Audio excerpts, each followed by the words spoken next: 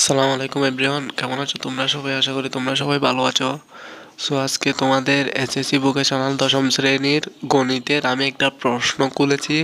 আমি এই প্রশ্ন থেকে তোমাদেরকে বুঝিয়ে দিব যে তোমরা এসএসসি পরীক্ষায় কিভাবে পরীক্ষার আনসার দিবে, কোন কোন ভুলগুলো করলে তুমি 100% ফিল করবা, তারপর কোন কোন স্টেপগুলো ফলো করলে তুমি 100% A+ পাবা। আমি এই রুলসগুলো তোমাদেরকে এখনই দেখিয়ে দিব। তার আগে তোমরা যদি আমাদের চ্যানেলে নতুন সদস্য হয়ে থাকো তাহলে চ্যানেলটিকে সাবস্ক্রাইব করো।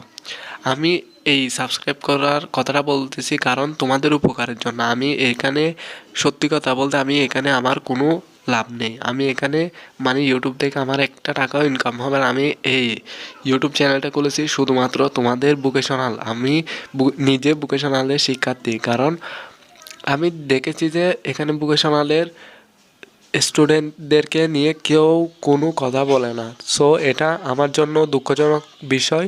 তাই আমি নিজের সিদ্ধান্ত নিয়েছি যে আমার ডিপার্টমেন্টের আমি একটা প্ল্যাটফর্ম খুলবো, যাতে আমার ডিপার্টমেন্টের স্টুডেন্টদের কোনো প্রকার ক্ষতি না হয়। আমি এসএসসি 2025 সালের শিক্ষার্থী, বুঝছো? আমাদের মেলায় অনেক ইয়া হয়েছে, এরকম একটা প্ল্যাটফর্ম আমরা পাইনি। সো আমাদের জন্য এটা অনেক দুঃখজনক বিষয়। আমরা অনেক কষ্ট করে এসএসসি পরীক্ষা দিয়েছি যাতে তোমাদের আর কষ্ট করতে না হয়। তোমরা এখানে কিছুই বুঝবা না যদি সাজেশন যদি না দিই। তোমরা এখানে কীভাবে পাস করতে হয়, কীভাবে ফিল করতে হয় কেউ বুঝবা না। কিন্তু আমি তোমাদের 100% বলতেছি যে এখানে এসএসসি ভোকেশনাল, তোমরা এখানে ফেল করা কঠিন কিন্তু পাস করা সহজ। A+ পাওয়া একটু গিয়া ফেল করা কঠিন, পাস করা সহজ, এটা মাথায় রাখবা। সো চলো, তার আগে ভিডিওটা শুরু করার আগে তোমাদের লাভের জন্য বলতেছি, তোমরা ভিডিওটাকে সাবস্ক্রাইব করো। আর তোমাদের যদি লাভ না চাও তাহলে করার প্রয়োজন নেই। আর যদি কোনো প্রকার যদি প্রশ্ন থাকে তাহলে সেটা কমেন্ট করে বলো। ভালো লাগলে একটা লাইক দিবা। এটা হচ্ছে তোমাদের এসএসসি ভোকেশনাল বাংলাদেশ কারিগরি শিক্ষা বোর্ডের একটা প্রশ্নটা হচ্ছে, পরীক্ষার তারিখ হচ্ছে 9 তারিখ 2 মাস 2020 সালের প্রশ্ন। এটা থেকে আমি তোমাদেরকে বুঝিয়ে দিব যে তোমরা কী কী স্টেপগুলো ফলো করবা। এখানেও পরে কী বলা আছে, সময় আছে তোমাদের 3 ঘন্টা। পূর্ণমান পরীক্ষা হবে 60 মিনিটের।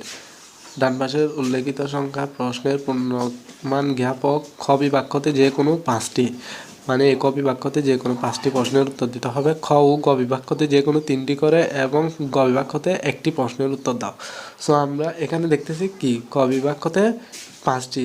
তো তোমরা এখানে কয় ভাগে কয়টা দিয়েছে, 1টা 2টা 3টা, এভাবে কয় ভাগে কয়টা প্রশ্ন দিয়েছে দেখো। ক বিভাগে মোট 9টি প্রশ্ন দিয়েছে। এখান থেকে যে কোনো 5টির আনসার করতে হবে।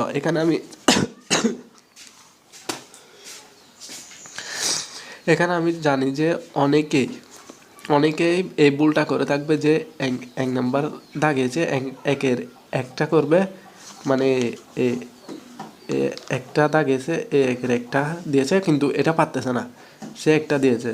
তারপর 2-এর 2, এটার একটা, তারপর 3-এর 3, এটা পাচ্ছে, এটাও পাচ্ছে, 4, এটা পাচ্ছে। এখানে কয়টা হয়েছে, 1টা 2টা 3টা 4টা 5টা। ও অনেকে এভাবে 5টা হিসাব করবে, আবার অনেকে কি করবে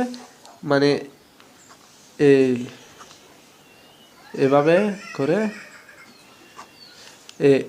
একের দুটোটা পাচ্ছে, 2-এর দুটোটা পাচ্ছে, 3-এর তিনও দুটোটা পাচ্ছে, 4-এর গিয়ে এর দুটোটা পারতেছে না, একটা এখানে করেছে আর একটা এখান থেকে দিয়ে দিচ্ছে। সো এগুলো একদম রং, এগুলো করলে হবে না। তোমাদের কি করতে হবে, তোমাদের একদম স্টেবলি, তোমরা যদি মনে করো 1 নম্বর দাগাচ্ছ, তোমাদের এখানে 9টা প্রশ্ন দিয়েছে, এর দুটোটা পারতে হবে, দুটোটার আনসার দিতে হবে।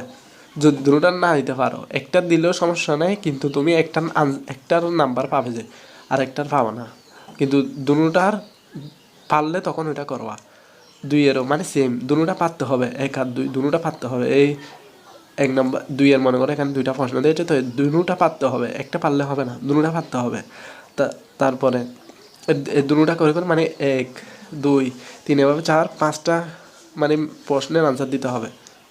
তারপর অনেকে তো কী করবে জানো না, সবগুলো প্রশ্নের আনসার দিয়ে আসবে, এরকম আমার একটা ফ্রেন্ড ছিল, সে সকল প্রশ্নের মানে আনসার দিয়ে চলে আসছে ক বিভাগের, কিন্তু এতগুলো প্রশ্নের আনসার দেওয়ার প্রয়োজন নেই। এখানে তোমার শুধুমাত্র 5টা পয়েন্টের মানে গিয়া কাউন্ট করা হবে। তুমি যদি তুমি এখানে 5টার বেশি একটাও মানে ম্যাথ করবে না। এখানে তুমি যদি 5টার বেশি যদি একটা ম্যাথও করো, তাহলে তোমার যেটা সঠিক হয়েছে ওইটা কেটে দিয়ে ভুলটা কাউন্ট করবে। তাই বলে দিচ্ছি, ভালো করে দেখো। 1 নাম্বার দাগালে দুটোটা করতে হবে, 2 নাম্বার দাগালে দুটোটা করতে হবে, 3 নাম্বার দাগালে তিনটা মানে দুটোটা করতে হবে। সো অনেকেই মনে করো 1-1 পারতেছে, 2-2 পারতেছে, মানে 3-3 একটা একটা করে পারতেছে, তাহলে সেরকম তুমি 5টা পয়েন্টের 5টা আনসার দিতে পারবা। বাহিরে একটাও মানে ইয়া করতে পারবা না। মনে করো এটা পারতেছো, এটা দিবা, সমস্যা নেই। এটা না পারলে তোমার এটার নাম্বার দিবে।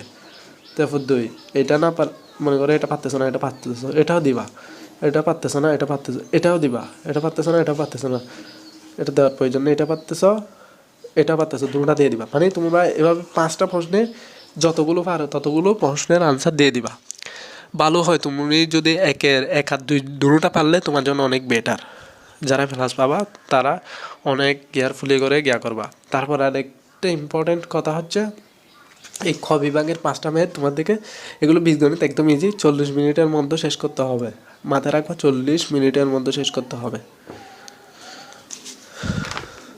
তুমি এটা মাথায় রাখবা যে তোমার 30 মিনিটের মধ্যে শেষ করতে হবে। তোমার ব্রেনকে একটা জ্ঞা দিবা যে তুমি এটা 30 মিনিটের মধ্যে শেষ করবা। তুমি দেখবা যে তোমার আস্তে আস্তে শেষ হতে হতে 40 মিনিটের মধ্যে গিয়ে শেষ হয়ে গেছে।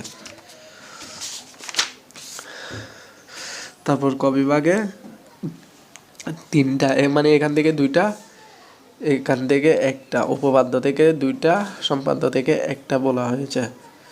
তো এখানে মনে করো 10 দেখাইছো, 1 আর 2 দুটোটা করতে হবে। যদি 1 নম্বর পারো সমস্যা নেই, এটা না করলেও মানে তোমার একটার নাম্বার দিবে, যে 2টার দিবে না, বুঝছো? তো তিনটার মানে এভাবে আনসার করবা। তারপর মানে এটা হচ্ছে উপপাদ্য এবং সম্পাদ্য। উপপাদ্য যোগ সম্পাদ্য দুটোটা মিলে তোমার 40 মিনিটের মধ্যে শেষ করতে হবে। মানে 3টা ম্যাথ তোমার 40 মিনিটের মধ্যে শেষ করতে হবে। তারপর গ বিভাগ হচ্ছে ত্রিকোণমিতি। ত্রিকোণমিতি থেকে তোমার 3টা ম্যাথ করতে হবে। সো তোমরা যেহেতু ত্রিকোণমিতিতে নতুন, তোমাদের একটু বেশি সময় লাগতে পারে, তাই 50 মিনিট নিয়েছি। মানে 50 মিনিটের মধ্যে শেষ করে দিতে পারবে ইনশাল্লাহ। তারপর গ বিভাগে এগুলো একদম ইজি ম্যাথ। এগুলো মানে প্রচুরক, মধ্যক, নির্ণায়ক, এগুলো 20 মিনিটের মধ্যে শেষ করতে হবে। এটা 20 মিনিট লাগবে না, 10 মিনিটের মধ্যে হয়ে যাবে, তবুও 20 মিনিট নিয়েছি। তোমাদের আর বাকি থাকবে কয় মিনিট দেখি।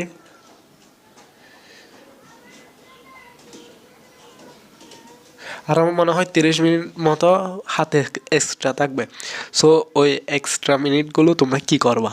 ওই এক্সট্রা মিনিটগুলো তোমরা যথা নষ্ট করবা না।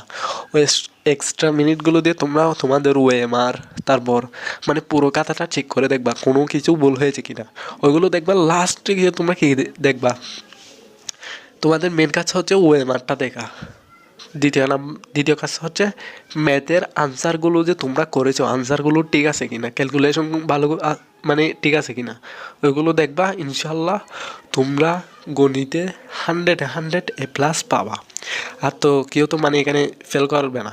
তারপর আরেকটা কথা বলে রাখি, অনেকে ত্রিকোণমিতিতে একটা ভুল কাজ করে থাকে। মনে করো এখানে কি প্রমাণ করতে বলা হয়েছে, বাম পক্ষ সমান সমান ডান পক্ষ।